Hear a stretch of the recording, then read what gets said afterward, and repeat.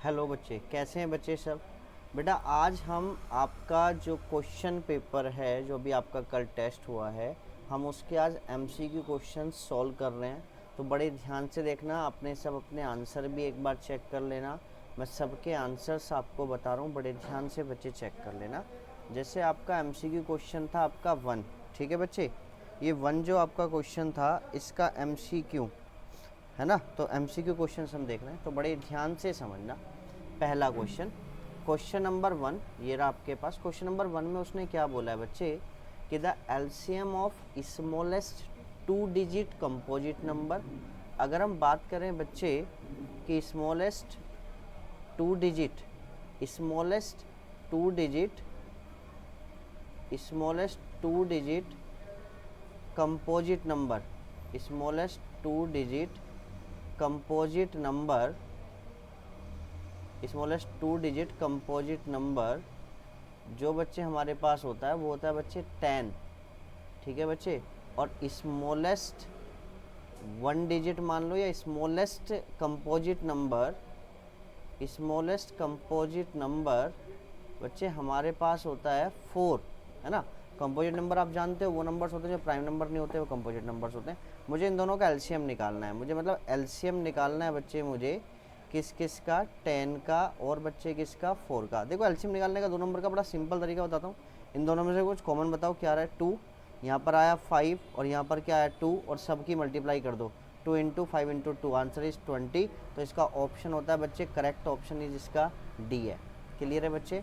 Second question हम यहाँ पर सोल्व कर लेते हैं, क्वेश्चन नंबर 2। क्वेश्चन नंबर 2 जो है बच्चे वो आपका क्या है, यहाँ पर बड़े ध्यान से देखना आप। क्वेश्चन नंबर 2 ने बोला कि 2 alarm clock rings their alarm at regular intervals of 50 second and 48 seconds. तो if they first beep together at 12 noon, तो that at what time will they beep again for the first time, है ना। उनने बोला कि एक alarm clock है जो किस इंटरवल पे क्या करती है, रेगुलर इंटरवल पे बीप करती हैं, रेगुलर इंटरवल पे वो अलार्म की तरह एज बजती हैं। तो वो किस किस पे बज रही हैं, एक जो बीट कर रही है बच्चे वो 50 सेकंड पे कर रही है, और दूसरा वो कब हो रही है मेरे बच्चे 48 सेकंड पे हो रही है। तो सबसे पहले हम क्या करेंगे, इन दोनों का लेंगे बच्चे एलसीएम। इन दोनों का जब आप एलसीएम लोगे तो इन दोनों का एलसीएम आएगा मेरे बच्चे 1200 सेकेंड्स। क्लियर है बच्चे। अब उसने बोला कि वो फर्स्ट एक साथ कब बिल करते हैं 12 नून पे, तो वो कितने बाद उस पर वो बीप करेंगी। क्लियर है मेरे बच्चे। तो अब इस 12 सेकेंड्स को आप मिनट में कन्वर्ट कर दीजिए, 60 से आप इसको डिवाइड कर दीजिए, तो कितना आ गया बच्चे आपके पास 20 मिनट आ गया। अब 12 नून के बाद आफ्टर 12 नून क्या हो जाएगा मेरे बच्चे, तो 20 मिनट्स हो जाएगा। और ये किस में चलेगा मेरे बच्चे, टाइमिंग आपका चलेगा पीएम में। तो ऑप्शन इसका बिल्कुल करेक्ट सही है यहाँ पर, ऑप्शन नंबर 2। क्लियर है मेरे बच्चे। क्वेश्चन नंबर अगर हम थर्ड की तरफ चलते हैं, क्वेश्चन नंबर थर्ड भी आप देख लीजिए। उन्होंने बोला if the one of the zeros of the polynomial k minus 1 x square plus के एक्स प्लस 1 इज -3। अगर इसका एक पोलिनोमियल का, इस पोलिनोमियल का जीरोज अगर एक -3 है तो हमें k की वैल्यू फाइंड करनी है। बड़ा सिंपल सा क्वेश्चन है। और आपके पास पोलिनोमियल क्या है, k माइनस 1 है और एक्स स्क्वायर है बच्चे, प्लस के एक्स है बच्चे, और प्लस के 1 है। इक्वल टू में ले लो इसको जीरो, और एक जीरो जिसका आपको क्वेश्चन में क्या गिवन है -3, आपको इसका एक जीरोज आपको क्वेश्चन में गिवन है बच्चे इसका। तो अब इसमें क्या करना है, आपको कुछ नहीं करना, सिंपल सा काम करना है। इसमें x की वैल्यू जो है बच्चे वो आप पुट कर दीजिए, कितनी आपके पास -3, तो k माइनस 1, तो k बच्चे -1 -3 का whole square plus k into में -3 प्लस 1 इक्वल टू में 0। यहाँ पर कितना आ गया 9, k minus 1 -3k plus 1 equal to में 0। तो यहाँ से आपके पास आ गया 9k minus 9 -3k plus 1 equal to में 0। और यहाँ से आपका आ गया मेरे बच्चे 6k इक्वल टू में 8।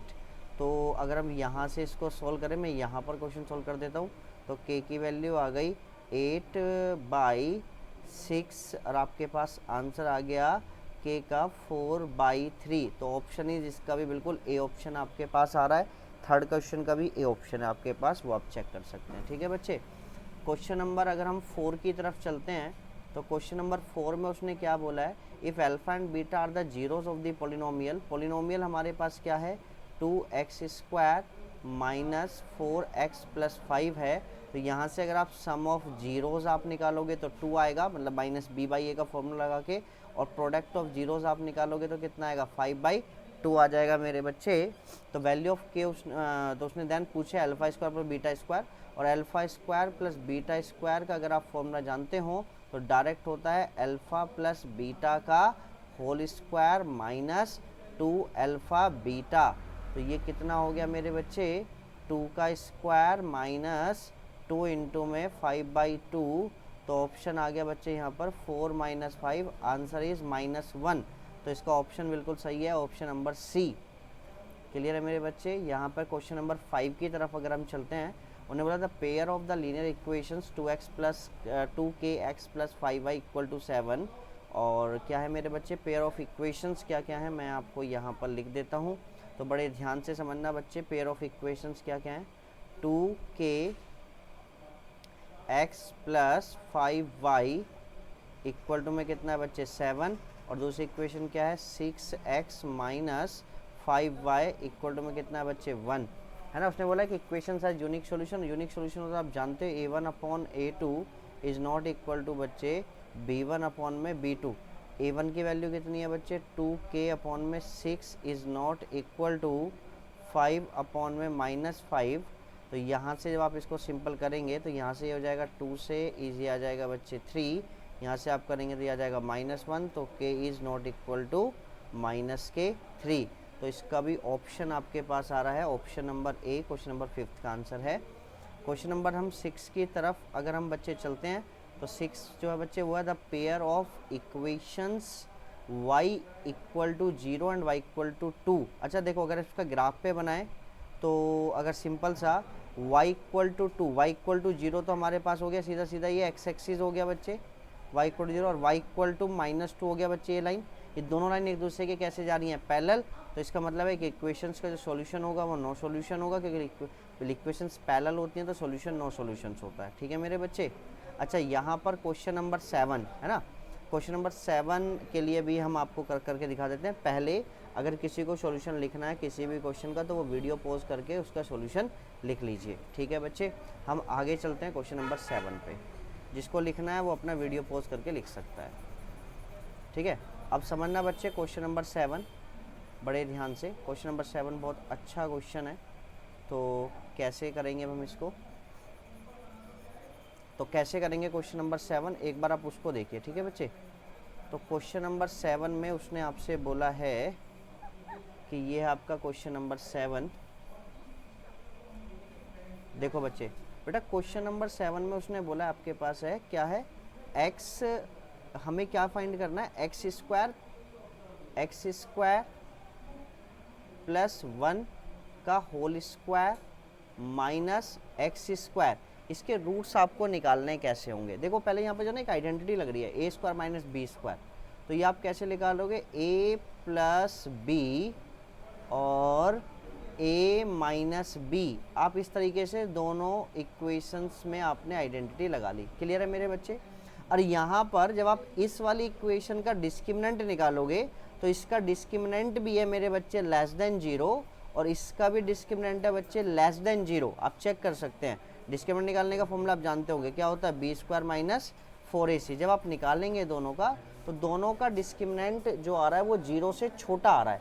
अब ये दोनों का डिस्क्रिमिनेंट 0 से छोटा आ रहा है तो सो जो इसकी जो इक्वेशंस हैं हैज़ नो रियल रूट्स, मतलब इसकी जो इक्वेशंस हैं उनके रियल रूट्स नहीं है, तो इसलिए इसका जो ऑप्शन होगा इसका हो गया no real roots. Option number 7 इसका बिल्कुल करेक्ट है। ठीक है बच्चे, ठीक है। अब क्वेश्चन नंबर 8 की तरफ हम चलते हैं। क्वेश्चन नंबर 8 में वो क्या कह रहा है, हमें वैल्यू निकालनी है k की जब आपके जो क्वाड्रेटिक इक्वेशन है उसके रूट्स कैसे हैं इक्वल है। क्वाड्रेटिक इक्वेशन क्या है 2x square minus kx plus k equal to में 0, ये बच्चे है ना, इक्वल टू में कितना 0। तो अब इसके रूट्स इक्वल है तो डिस्क्रिमिनेंट की वैल्यू कितनी हो गई 0। तो बच्चे क्या हो गया b square minus 4ac equal to में 0। तो यहाँ से क्या हुआ माइनस k का स्क्वायर माइनस 4 इंटू में 2 इंटू में k equal to 0।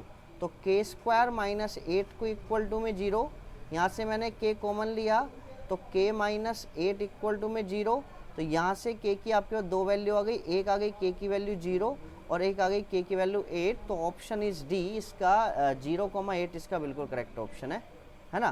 Question number 9, question number 9 है, उसने बोला आपके पास ट्रिग्नोमेट्री का क्वेश्चन है, बड़े ध्यान से समझना। साइन अल्फा इक्वल टू √3/2, ये हमारे पास साइन अल्फा, और ये बच्चे हमारे पास है टेन बीटा इक्वल टू में 1/√3। Then the value of cos alpha minus beta की आपको वैल्यू निकालनी है। सबसे पहले ना एंगल निकाल लो, यहाँ से एंगल निकाल लो। देखो ये साइन अल्फा है और साइन में √3/2 किसकी वैल्यू होती है, साइन 60 डिग्री की। तो अल्फा कितना आ गया बच्चे हमारे पास 60 डिग्री। ऐसे ही यहाँ पर टेन बीटा है और टेन बीटा और 1/√3 10 में किसकी वैल्यू होती है मेरे बच्चे 30 डिग्री की। तो बीटा की वैल्यू कितनी आ गई 30 डिग्री।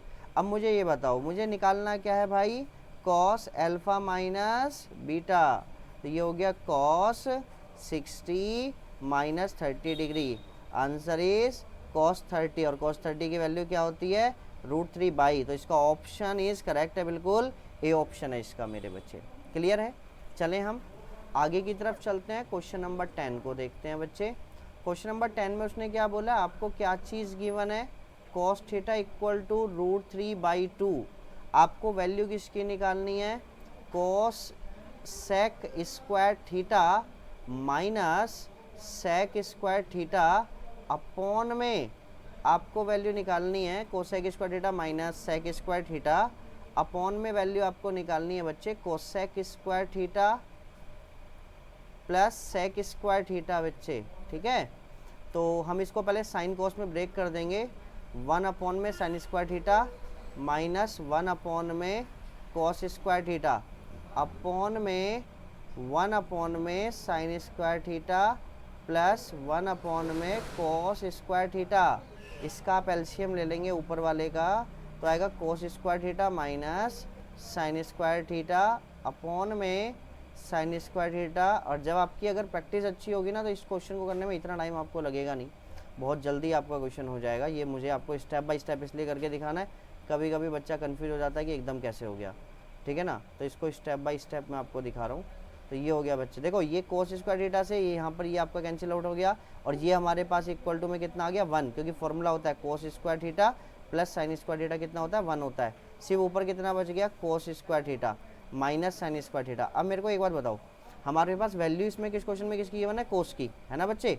कोस की वैल्यू हमारे पास गिवन है, ये रही बच्चे कोस की वैल्यू हमारे पास। तो जब कोस की वैल्यू हमारे पास है तो यहाँ पर ये साइन है, इसको कोस में, कोस को इसको भी कोस में कन्वर्ट कर लो, कितना हो जाएगा 1 माइनस कॉस स्क्वायर थीटा। तो ये पूरा सोल्व होके आ गया 2 कॉस स्क्वायर थीटा माइनस 1। यहाँ पर वैल्यू रख दीजिए, कितना है √3/2 का होल स्क्वायर माइनस 1, कितना है 2 इंटू में 3/4 माइनस 1।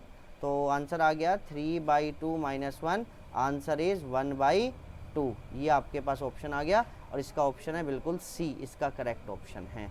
क्लियर है मेरे बच्चे। तो यहाँ तक अपने ऑप्शन देखने के लिए एक बार आप वीडियो को पॉज करके अगर क्वेश्चन नोट करना नोट कर लीजिए। हम आगे क्वेश्चंस पे चलते हैं, नेक्स्ट क्वेश्चंस पे, क्वेश्चन नंबर 10 पे हम चलते हैं। ठीक है बच्चे, क्वेश्चन नंबर 10 देखो भाई क्या कह रहा है, वो बड़े ध्यान से समझना।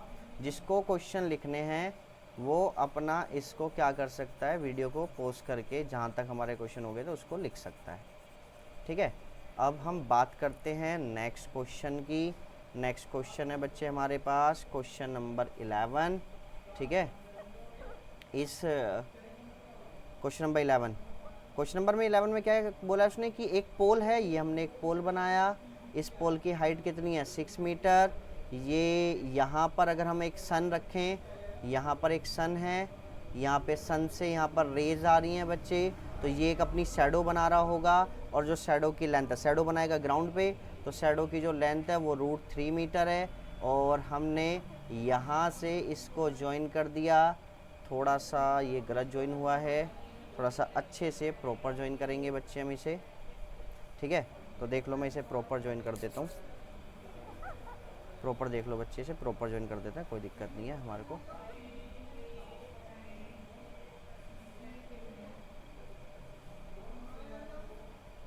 ये देखो बच्चे, ये मैंने आपको कर दिया ज्वाइन। ठीक है, इसके हम कलर भी थोड़ा सा चेंज कर देते हैं। ये हमारे पास हो गया ज्वाइन बच्चे यहाँ पर। ठीक है, अब अगर जब ये ज्वाइन हो गया तो यहाँ पर ये एंगल जो बना रहा है, ये बना रहा है थीटा, ये वही एंगल होगा जो क्या बना रही है, सन बना रही है, एंगल ऑफ एलिवेशन। ठीक है मेरे बच्चे। अब देखो यहाँ पर आपको दो चीज़ की बना है, एक परपेंडिकुलर और एक बेस राइट एंगल ट्राइंगल आपके पास ये बन रहा है। तो सिंपल सा फॉर्मूला होता है tan theta equal to perpendicular base का किसका होता है, tan का होता है बच्चे p अपॉन में b। तो tan थीटा इक्वल टू में 6 अपॉन में 2√3, आपने इसको यहाँ से डिवाइड किया, ये आ गया बच्चे आपके पास tan थीटा इक्वल टू में 3 अपॉन में √3। आप इसको रेशनलाइजेशन कर देंगे तो ये आ जाएगा √3 रेशनलाइजेशन करने के बाद, और √3 tan में किसकी वैल्यू होती है 60 डिग्री की। तो थीटा कितना आ गया बच्चे हमारे पास 60 डिग्री। ऑप्शन इसका बिल्कुल करेक्ट है, ऑप्शन ए। क्लियर है बच्चे। क्वेश्चन नंबर 12 अगर हम बात करें, if the length of the shadow of a tree increases तो then the angle of elevation decreases. अच्छा देखो मैं आपको जो ना एक चीज़ बताता हूँ, बड़े ध्यान से समझना। ये हमारे पास सपोज करो एक ट्री है ना बच्चे, और ये एक ट्री है, और इसकी ये लेंथ ऑफ क्या बन रही है बच्चे, शैडो। ठीक है, ये इसकी लेंथ ऑफ शैडो बन रही है, और ये लेंथ ऑफ शैडो है बच्चे इसकी, ये रही। ठीक है ना। अब बड़े ध्यान से समझना भी, और यहाँ पर ठीक है, अभी लेंथ ऑफ शैडो ये बनी नहीं है सही से, दोबारा ले लेते हैं। ये लेंथ ऑफ शैडो हो गई बच्चे। अब यहाँ पर हमने ये बन गया एक राइट एंगल ट्राइंगल। अब मेरी बड़े ध्यान से बात को समझना, बहुत ही ध्यान से, कि अगर आप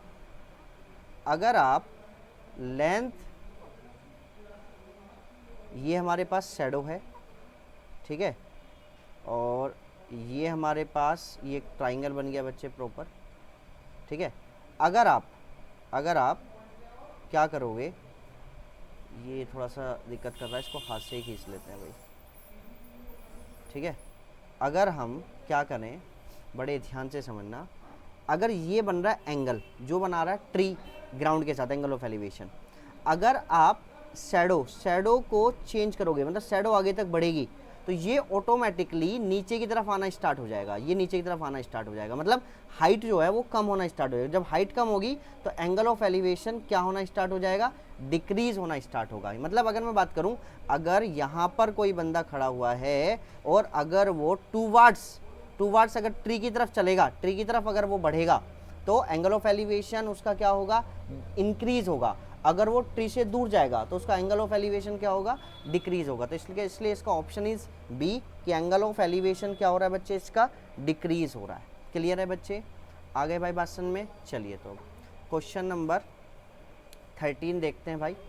क्वेश्चन नंबर 13 में उसने क्या बोला है, क्वेश्चन नंबर 13 देखो बच्चे, उसने क्या बोला है, if x axis divide the join of, x axis है एक सेगमेंट है कोई जो -2,3 को ज्वाइन कर रहा है, और बच्चे 5,6 को ज्वाइन कर रहा है।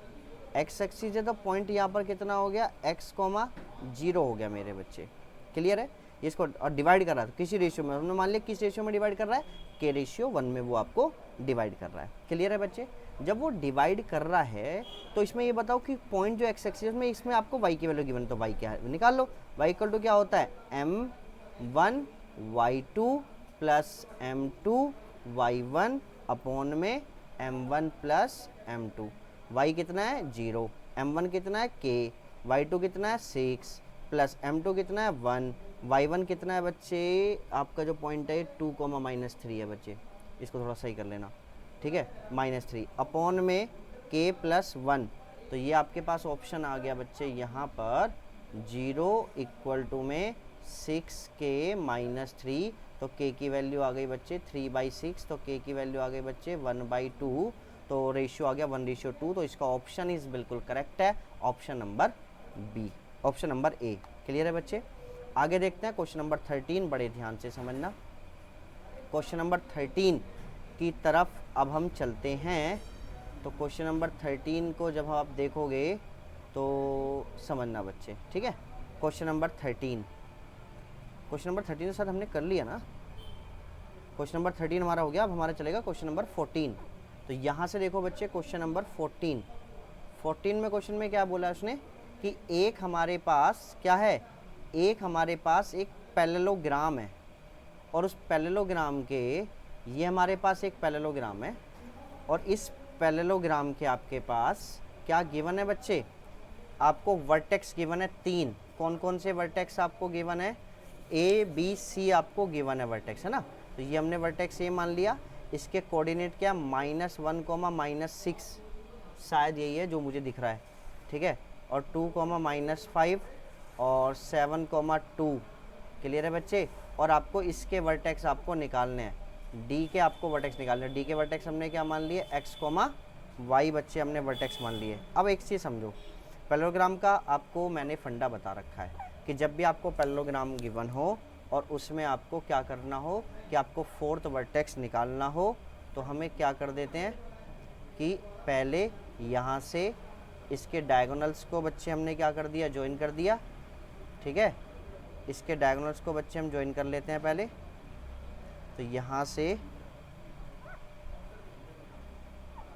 इसके डायगोनल्स को बच्चे हम ज्वाइन कर लेते हैं। एक सेकंड रुक जाना बच्चे। तो यहाँ से हम इसके डायगोनल्स को ज्वाइन कर लेते हैं। एक डायगोनल ये रहा और एक डायगोनल ये रहा बच्चे, ये हमने डायगोनल्स को क्या कर लिया, ज्वाइन कर लिया। अब आप जानते हो इसका कोई मिड पॉइंट हमने मान लिया, कोई ई हमने मान लिया बच्चे। और आप जानते हो जब भी डायगोनल तो क्या, तो मिड पॉइंट ऑफ किसका बच्चे, ए सी, ये ए है, ये बी है और ये क्या है बच्चे, यहाँ पर ये सी है भाई हमारे पास, ये हमारे पास सी है। Mid point of A C equal होगा किसके, मिड पॉइंट ऑफ किसके बच्चे, बी डी के। Mid point of A C बताओ आप कैसे निकालोगे, mid point of A C -1 +7 divided by 2, -6 +2 divided by 2 equal to में ये कितना होगा, x + 2 divided by 2, y -5 divided by 2। तो ये कितना हुआ बच्चे 3, और ये कितना हुआ बच्चे आपके पास -2, और यहाँ पर ये कितना आ गया, यहाँ पर ये कितना आ गया बच्चे, equal to x + 2/2, y -5/2। Compare कर दीजिए, x + 2/2 इक्वल टू में 3, तो x + 2 इक्वल टू में 6, तो x की वैल्यू कितनी आ गई बच्चे 4 और y -5/2 इक्वल टू में -2, तो y -5 इक्वल टू में माइनस के कितना हुआ 4, तो y इक्वल टू में बच्चे आ गया 1। तो ऑप्शन आपके पास आ गया 4,1। ऑप्शन इज, देख लो बच्चे कौन सा आ रहा है, ऑप्शन इज डी इसमें बिल्कुल करेक्ट आ रहा है आपका। क्लियर है। चलिए question number 15, the area swept by 21 centimetre long minute hand of a clock in 10 minutes is, है ना, 10 मिनट्स में वो कितना बना रही है। तो पहले बात करते हैं मिनट हैंड है, तो मिनट हैंड जो होती है, मिनट हैंड 60 मिनट में, मिनट हैंड 60 मिनट में कितने मिनट का, कितने डिग्री का एंगल बनाती है, 360 डिग्री का। तो वो 1 मिनट में कितने का बनाएगी, 6 डिग्री का, ठीक है बच्चे। तो वो 10 मिनट में कितने डिग्री का एंगल बनाएगी, 60 डिग्री का। मतलब अब जो भी वो क्लॉक होगी, अब वो जो भी एंगल बना रही है, जो भी वो एरिया स्वेप्ट कर रही है, वहाँ पर जो एंगल बना रही है वो कितने डिग्री का बना रही है, 60 डिग्री का। अब एरिया ऑफ सेक्टर निकालने का फॉर्मूला क्या होता है आप जानते हैं, थीटा में 360 इंटू में πr²। थीटा कितना है 60 में 360 इंटू 22/7 इंटू रेडियस कितनी है 21। तो ये यहाँ से कटा कैंसिल हुआ बच्चे, ये आ गया 6, यहाँ से कटा ये 3 आया, 3 से ये कट गया बच्चे 2 से आए 11 इंटू ये हो गया बच्चे 231 सेंटीमीटर स्क्वायर। तो इसका ऑप्शन इस बिल्कुल क्या आ रहा है, 15 का ऑप्शन नंबर ए बिल्कुल करेक्ट है आपका। ठीक है बच्चे। क्वेश्चन नंबर डी 16 देखो बच्चे, द सर्क्यूमफेरेंस ऑफ ए सर्कल, ये एक सर्कल है, इस सर्कल का सर्क्यूमफेरेंस, तो हमने इसकी रेडियस क्या मान ली बच्चे आर, सर्क्यूमफेरेंस मतलब हो गया 2πr कितना 44, तो 2 इंटू में 22/7 इंटू में r इक्वल टू में 44। यहाँ से ये कट गया बच्चे 44 पूरा, तो r की वैल्यू क्या आ गई 7। उनने क्या पूछा, एरिया ऑफ क्वाड्रेंट आपको निकालना है। एरिया ऑफ क्वाड्रेंट आप जानते हो, एरिया ऑफ क्वाड्रेंट होता है 1/4 इंटू में πr²। तो ये कितना हो 1/4 इंटू में 22/7 इंटू में 7 इंटू में 7 से 7 कैंसिल, ये कटा बच्चे यहाँ पर कितना है 11/2, तो यह है 77/2, और इसको आप डिवाइड कर लोगे 77/2 के, तो उसका आपके पास ऑप्शन आ जाएगा 38.5 सेंटीमीटर स्क्वायर। तो ऑप्शन ही इसका बिल्कुल सही है कि। चलिए बच्चे 17 question, the probability that a non leap year has 53 Sunday. Non leap year है तो नॉन लीप ईयर का मतलब कितने डेज हो गए मेरे बच्चे? नॉन लीप ईयर है, नॉन लीप ईयर का मतलब हो गया, नॉन लीप ईयर है तो इसका मतलब कितना हो गया? 365 डेज हो गया। अब 365 डेज को 7 से डिवाइड कर दो, कितना है मेरे बच्चे डिवाइड करने पर इसको? यह है 52 और 35 या 15 या 14 या 1, एक दिन बच गया। अब वो एक दिन कुछ भी हो सकता है, जो भी एक्स्ट्रा दिन बचेगा, Monday, Tuesday, Wednesday, Thursday, Friday, Saturday और संडे। अब इनमें से किसी भी एक दिन, तो किसका होने की प्रोबेबिलिटी निकालें? वेडनेसडे की। तो इन 7 दिन में एक बार वेडनेसडे आ रहा है, तो आंसर इज 1/7। क्लियर है बच्चे? तो इसका ऑप्शन इज बिल्कुल करेक्ट है, option number A. Question number 18 में उसने क्या बोला है? A card is drawn from a well shuffled deck of the 50, what is the probability the card drawn is neither a king nor a queen. ना तो वो king है ना क्वीन है। भाई डेक में से किंग और क्वीन को हटा दो। किंग कितने होते हैं? 4। क्वीन भी कितने होते हैं? 4। तो अब टोटल कितने कार्ड होते हैं? 52। इनको हटा दो तो बचे कितने? अब लेफ्ट कार्ड कितने बच गए मेरे बच्चे? 52 माइनस 8 कितना बच गया बच्चे आपके पास? 44। तो प्रोबेबिलिटी अगर आपको निकालनी तो 44 कार्ड में से कोई एक निकल जाएगा। 44/52 आंसर इज, ये आपके पास आ गया 11/13। तो इसका option is a, 11/13। Question number 19 हम देखेंगे असर्शन रीजन। असर्शन आपको पता होगा, असर्शन में मतलब एक आपको स्टेटमेंट देता है, वो सही है गलत है ये आपको देखना पड़ता है। क्या उसके सही होने का जो रीजन है क्या वो नीचे है या नहीं, ये चीज़ आपको देखनी होती है। क्लियर है मेरे बच्चे? असर्शन में उसने पहले दिया 6 की power n and with the digit 0 for any natural number, ये आपके पास फॉल्स है। क्यों? क्योंकि 6 का जो है 6 के फैक्टर 2 और 5 की फॉर्म में नहीं हो सकते, तो इसलिए ये कभी भी 0 किससे डिवाइड नहीं होगा, एंड डिजिट इसमें क्या नहीं होगी? 0 नहीं आएगी। आगे रीजन में उसने लिखा है any positive integer ending with 0 and 5 divisible by 5 and so it the prime factor in must contain the prime factor. अरे any positive integer ending with digit 0 और 5, मैंने कहा ना जिस डिजिट के एंड में क्या क्या आता है? 0 और 5 होता है, इज डिविजिबल बाई 5, वो 5 से भी डिविजिबल होता है। So prime factor is must contain prime 5। तो अब इसका ऑप्शन क्या, रीजन क्या बिल्कुल सही है, तो ऑप्शन इस चीज़ का क्या हो गया? डी। असर्शन आप देखेंगे यहाँ पर आप इनकंसिस्टेंट और कंसिस्टेंट, इनकंसिस्टेंट जानते हो? No solution. यहाँ पे आप नो सॉल्यूशन की हेल्प से आप वैल्यू निकालेंगे k/में 6 इक्वल टू 1/2, तो यहाँ से आप देखेंगे k की वैल्यू क्या आ रही है? 3। तो रीजन आपका बिल्कुल, असर्शन आपका बिल्कुल सही है। और इनकंसिस्टेंट की कंडीशन ये होती है a1/a2 equal to b1/b2 is not equal to c1/c2। तो असर्शन इज क्या है बच्चे? True. Reason is true and the reason is the correct explanation of किसका? असर्शन का। क्लियर है मेरे बच्चे? बात समझ में आ गई? तो इसका जो ऑप्शन रहेगा, इसका ऑप्शन आपके पास ए और इसका ऑप्शन आपके पास डी। तो ये आपके एमसीक्यू क्वेश्चंस हैं, अपने अपने आंसर चेक कर लो, फिर आपके सेक्शन बी के साथ चलेंगे, फिर सेक्शन सी, फिर सेक्शन डी के साथ। क्लियर है बच्चे? किसी को कोई भी डाउट हो तो वो पूछ सकता है। चले बच्चे हम, ठीक है जी। तो अभी अपने एक बार अब एमसीक्यू क्वेश्चन चेक कर लीजिए किसके क्वेश्चन कितने सही हैं, फिर बाकी नेक्स्ट वीडियो में बात करेंगे।